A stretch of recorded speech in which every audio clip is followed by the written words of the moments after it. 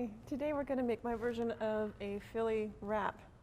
And we're going to start with our steak. In this case, we're going to use these beautiful portobello mushrooms.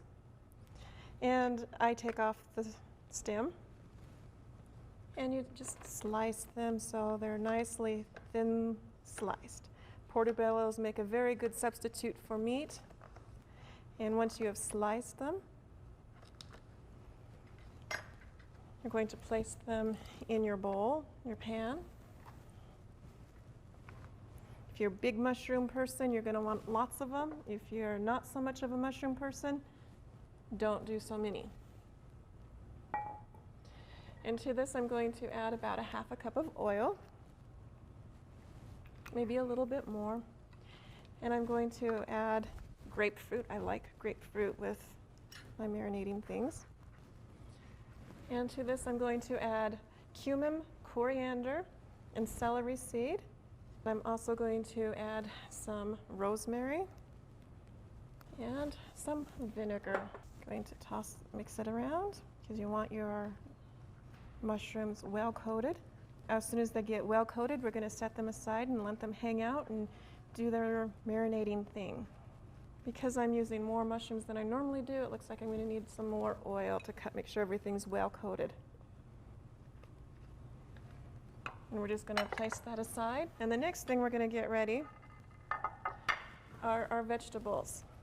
I have here red, yellow, and orange bell pepper that I've sliced. And to this, we're going to add about 1/2 cup of onion that I've chopped and about 1/2 cup of broccoli flowers and some garlic salt. We're going to put some oil and we're going to add some salt. I like Himalayan salt, so we're going to put Himalayan salt in this.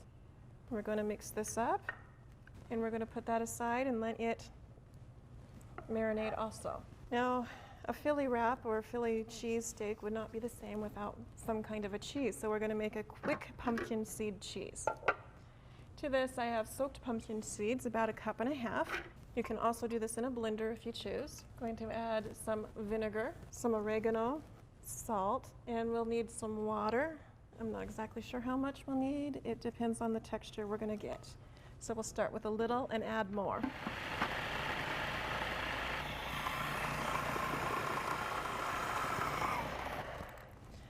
I'm going to get my wrap ready. So I'm going to use collard greens. I've washed them. Now, collard greens has this very thick stalk, and it just doesn't taste horrid to bite into it. So the first thing I do is cut my collard green evenly across the top, and then I take my knife and thin out that thick cord. Now, when you're doing this, you need to be careful that you don't cut all the way through your leaf, and just take out as much of it as you can get without ruining your leaf.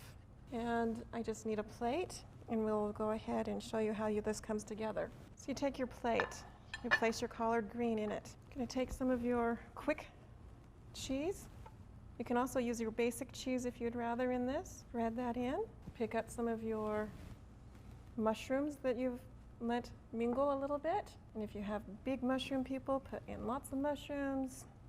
Don't like them so much, don't put as many in. When you're making your own, you can do it however makes you happy. And then we're going to add some of our veggies right across the top. Now, I never use green bell peppers when I'm making food, just because I believe that nightshade foods should be ripe when eaten, and green bell peppers are not ripe. And once you get your fillings in it, you're going to roll your leaf together. You have your